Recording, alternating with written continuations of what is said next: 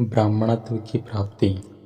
वार्ता जारी रखते हुए शतानंद जी ने कहा, हे रामचंद्र, देवताओं के चले जाने के बाद विश्वामित्र ब्राह्मणत्व प्राप्त करने के लिए पूर्व दिशा में जाकर पुनः कठोर तपस्या करने लगे। बिना अन्न जल ग्रहण किए वह वर्षों तक तपस्या करते करते उनकी देह सूखकर कांटा बन गई। इस तपस्या को भंग करने के लिए नाना प्रकार के विघ्न उपस्थित हुए, किंतु उन्होंने उन सब का निवारण किया और वह भी बिना क्रोध किए। तपस्या की अवधि समाप्त होने पर जब वे अन्न ग्रहण करने के लिए बैठे, जो ही प्रथम ग्रास उठाया भी न था कि ब्राह्मण भिक्षुक के रूप में आकर इंद्र ने भोजन की याचना की। विश्वामित्र ने अपना भोजन उस याचक को दे दिया और स्वयं निराहार रह गए।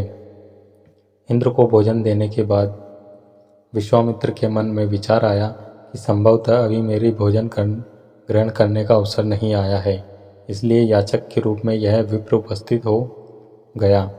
मुझे अभी और तपस्या करनी चाहिए। अतएव मैं मौन व्रत धारण कर फिर से दीर्घकालीन तपस्या में लीन हो गए।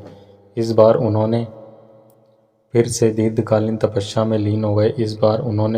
प्राणायाम से श्वास रोककर महादारुण तप किया। उनके तप से प्रभावित होकर देवताओं ने ब्रह्मा जी से निवेदन किया कि भगवान विश्वामित्र की तपस्या अब पराकाष्ठा को पहुंच गई है। अब वे क्रोध और मोह की सीमाओं को पार कर गए हैं। अब इनके तेज से सारा संसार प्रकाशित हो उठा है। सूर्य और चंद्रमा का तेज भी इनके तेज के सामने फीका पड़ गया है। अतएव आप प्रसन्न होकर इनकी अभिलाषा पूर्ण कीजिए। देवताओं के इन वचनों को सुनकर ब्रह्मा जी उनसे देवताओं को साथ लेकर विश्वामित्र जी के पास पहुँचे और बोले कि हे विश्वामित्र, निसंदेह तुम्हारी तपस्या प्रशंसनीय है। हम तुमसे अत्यंत प्रसन्न हैं और तुम्हें ब्राह्मण श्रेष्ठ की उपाधि प्रदान करते हैं।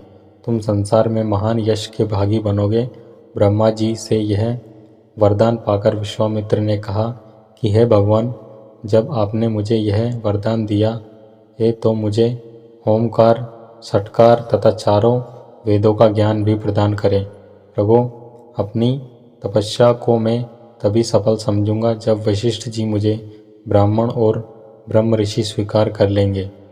विश्वामित्र की बात सुनकर समस्त देवताओं ने वशिष्ठ जी के पास जाकर उन्हें सारा वृत्तांत सुनाया। उनकी तपस्या की कथा सुनकर वशिष्ठ जी स्वयं विश्वामित्र के पास पहुँचे और उन्हें अपने हृदय से लगाकर बोले कि विश्वामित्र जी, आप वास्तव में ब्राह्मण ऋषि हैं। मैं आज से आपको ब्राह्मण स्वीकार करता हूँ।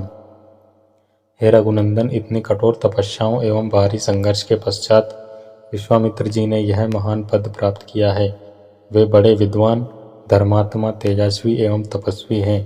राजा जनक भी शतानंद द्वारा वर्णित विश्वामित्र जी की कथा सुन रहे थे। वे बोले, हे कौशिक, मैं आपको और इन राजकुमारों को मिथिला में आकर कृतार्थ हो गया हूँ।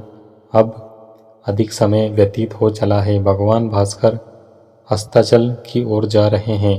संध्या उपासना का समय हो गया है, इसलिए मुझे आज्ञा दीजिए। प्रातःकाल पुनः आपके दर्शन के लिए आऊँगा। इस प्रकार मुनि से आज्ञा ले राजा जनक अपने मंत्रियों सहित विदा हुए। विश्वामित्र जी भी दोनों राजकुमारों के साथ अपने निश्चित स्थान के लिए चल पड़े।